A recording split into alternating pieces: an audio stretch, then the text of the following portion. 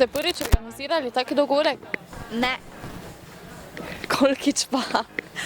Prvič smo organizirali dogodek Zdravo zabavo, drugače pa sodelujemo kar sami oziroma sami organiziramo pomladne igre, to je drugi športni dogodek.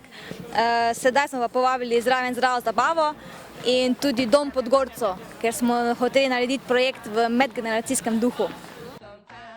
Dogodek zajema turnir v nogometu in turnir v košarki, potem pa se lahko udeleženci preizkusijo tudi v igranju velikega šaha in v fitnessu malo razgibati svoje mišice in pripravili smo tudi disk golf, ena novost, ki je danes bila kar uspešna. Kako tekme potekajo? Prvo, ne vem, kvalifikacije, polfinale, finale ali...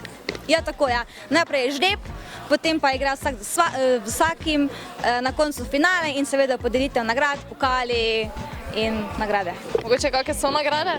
Nagrade so od Zdrave zabave, potem nekaj nagrad je sofinanciral tudi Štuk in seveda tudi študentski domovi.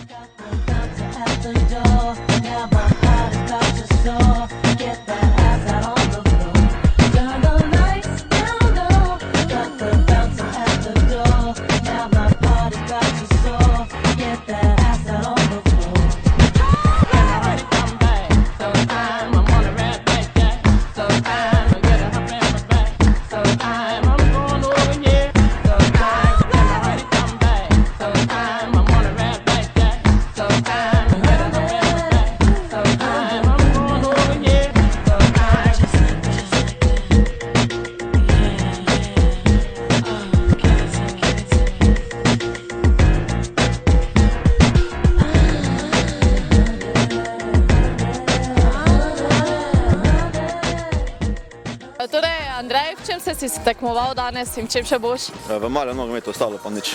In kako vam je šlo? Bolj slabo, ampak dobro. Prvič smo tudi, da drugič bo boljše. Torej, ste prišli v finale? Nažalost ne. Zakaj ste se udeležili z ekipo?